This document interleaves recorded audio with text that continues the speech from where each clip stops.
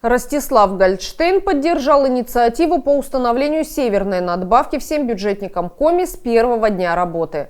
Временно исполняющий обязанности главы республики дал поручение правительству разработать соответствующую поправку в региональное законодательство по итогам рабочей встречи с руководством Республиканской трехсторонней комиссии по регулированию социально-трудовых отношений.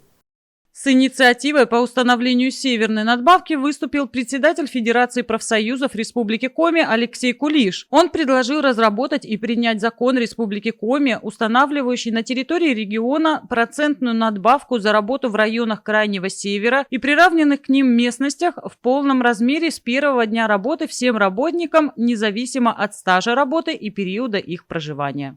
Решение, принятое в Рио главы Республики Коми по назначению северных с первого дня работы независимо от стажа работы и места рождения, имеет судьбоносное значение для Республики Коми.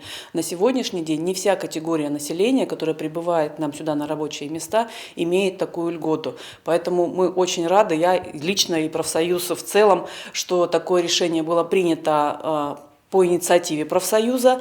Это хороший знак, что правительство смотрит в сторону работников, и наша республика на фоне этого будет намного привлекательнее в плане трудоустройства. Сегодня для получения такой надбавки в полном объеме специалисты должны отработать в районах Крайнего Севера и приравненных к ним местностях не менее 5 лет. Исключение составляют лишь лица моложе 30 лет, если они прожили в указанных условиях не менее 5 лет и работники по наиболее востребованным на рынке труда Республики Коми профессиям. Такие категории работников государственных и муниципальных учреждений уже получают процентные надбавки к заработной плате в полном размере с первого дня работы в условиях Севера, независимо от стажа работы. Отметим, что решение вопроса по установлению максимальной процентной надбавки в северных регионах неоднократно обозначался президентом России Владимиром Путиным перед правительством Российской Федерации. Аналогичные гарантии уже приняты в ряде субъектов, например, в Карелии и Ямало-Ненецком автономном округе.